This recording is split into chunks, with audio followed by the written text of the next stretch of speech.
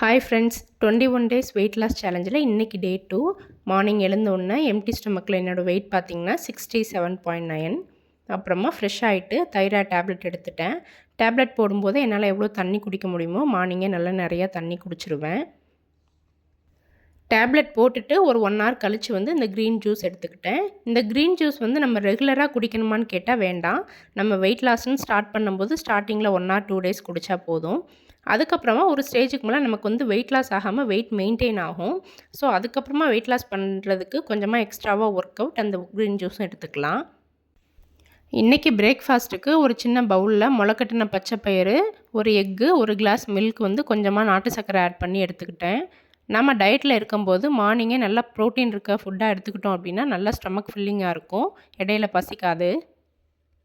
So இன்றைக்கி அப்படி தான் எனக்கு பசிக்கவே இல்லை. மிட் மார்னிங் ஸ்நாக்காக நான் எதுவும் எடுத்துக்கல. டைரெக்டாக லஞ்சு தான். லஞ்சுக்கு பருப்பு வெஜிடபிள்ஸ்லாம் சேர்த்து கூட்டாஞ்சோறு மாதிரி செஞ்சு ஒரு எக்கு வச்சு எடுத்துக்கிட்டேன். அப்புறமா கொஞ்சமாக கியூக்கம்பர். ஈவினிங் டைமில் ஒரு கிளாஸ் டீ கொஞ்சமாக நாட்டு சக்கரை சேர்த்து குடித்தேன்.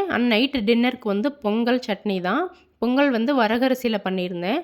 நம்ம நார்மல் பச்சரிசியில் பொங்கல் பண்ணுறதை விட இந்த வரகரிசியில் பண்ணால் டேஸ்ட் ரொம்ப நல்லாயிருக்கும். ஒன்ஸ் ட்ரை பண்ணி பார்த்தீங்கன்னா அடுத்து பச்சரிசியில் பொங்கல் பண்ணவே மாட்டீங்க. இந்த வரகரிசியில் கார்பு கம்மியாகவும் ப்ரோட்டீன் அண்ட் ஃபைபர் ஜாஸ்தியாக இருக்கிறதுனால வெயிட் லாஸ்க்கு ட்ரை பண்ணுறவங்களுக்கு ரொம்ப நல்ல சாய்ஸு.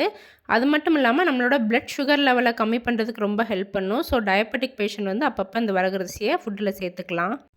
டின்னர் கம்ப்ளீட் பண்ணிவிட்டு மாரணி மித்திரனையும் பார்க்கிங்கில் விளையாட விட்டுட்டு நான் ஒரு 45 மினிட்ஸ் வாக் பண்ணேன்.